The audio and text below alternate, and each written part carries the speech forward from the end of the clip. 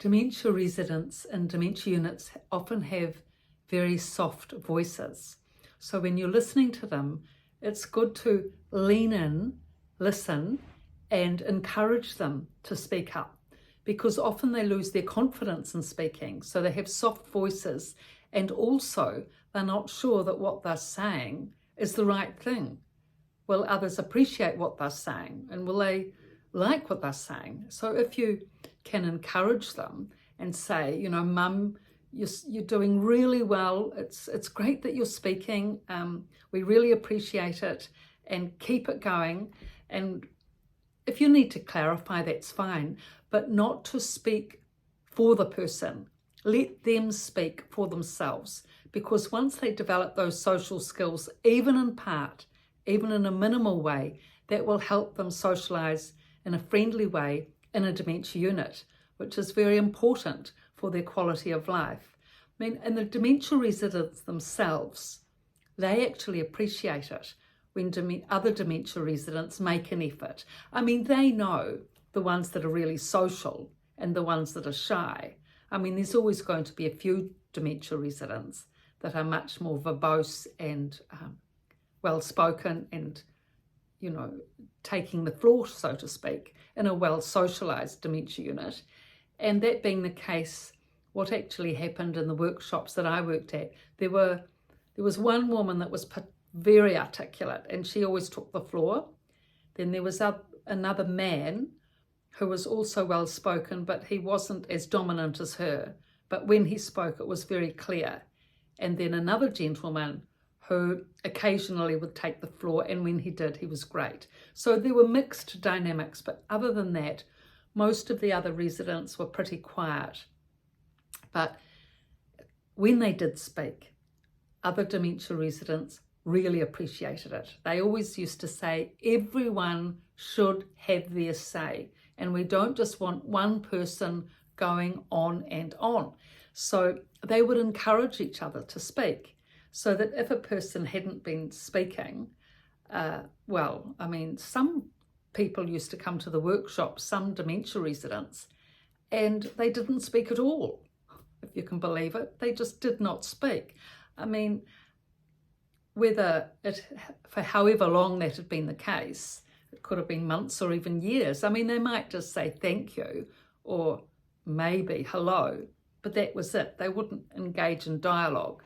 So when and if one of these quiet residents spoke up and said something, the rest of the dementia residents really encouraged it and appreciated it, and, you know, buoyed them along and said, fantastic, that's great. So they did encourage each other, and they did like to see the shy ones making an effort and the more articulate ones not speaking quite as much. So in that way, there was that sort of social interaction and social guidance, if you like, so that they would pull back the ones that spoke a bit too much and encourage the ones that didn't. And that was the way, actually, that the community built up and the friendliness built up. They didn't make friends with each other too much, except the school teachers were very good at making friends with each other, sometimes the nurses. But the other dementia residents came from such disparate backgrounds, such a different range of backgrounds. You know, there might be one farmer and one plumber and one engineer and one man from the Air Force. And, you know, at that age to make a friend, it's very difficult if you haven't got a similar background. At least if you've got a similar background, like if you've both been teachers or you've both been nurses, there's something to go on, even if you don't speak specifically about, you know, your working days as a teacher. At least, for example, as a teacher, you know that you're used to a classroom. So you'll be sitting in the workshop or the dementia unit lounge just like a classroom. You know, there's often 30 people in the room, just like a classroom, lots of noise, just like a classroom, a whiteboard, you know, probably the extra thing being the telephone and the kitchen clatter. But teachers seem to be able to accommodate to noise a lot more easily than other people because they've been used to it in their working life. So in that way, they're more at ease with the environment, and because of being more at ease, they're more easily able to make friends. I mean, when you're at ease, it is easier to be friendly and make friends because of that. So the school teachers did make friends with each other, and they're very generous with their socialisation, school teachers, I noticed. They'd never just speak to themselves and ignore everyone else. They'd more or less speak publicly so that the rest of the group could join in, as if they were the friends too, joining into the conversation. They were always friendly to everyone else around, just like in the classroom, I suppose, and the children, and they would include everyone because of that. And because of that, the other residents felt included in with that circle of friendship. So even though they didn't make particular friends themselves, they were part of the positive socialization. So because of that, they didn't get stressed, they didn't get anxious or depressed, and they could keep that stability and interest. And the main thing too, of course, is that they considered, this group, that they were all there to learn, to think, to engage, to concentrate. So because of that, it was a classroom atmosphere. So everyone being in this one workshop class, with all of them thinking and engaging, and the only requirement for being there was having an interest and making an effort. And if you had an interest in the workshops and the work and the activities, and you made an effort to think and move away from the dementia, stress and negative, and think and concentrate and be positive, you were included in the group. That was the main theme. They used to say, no negative here, only positive here. So if you were able to sit there and only be positive, you would be included in with the friendliness of the circle, which was high motivation, actually, because everyone wants company, especially when you're in a dementia unit, sitting around for 8, 9, 10 hours a day. And so to be in this group, you could only be there if you were positive. So they would make the effort to be positive. And as a result of making that effort to be positive, they became positive.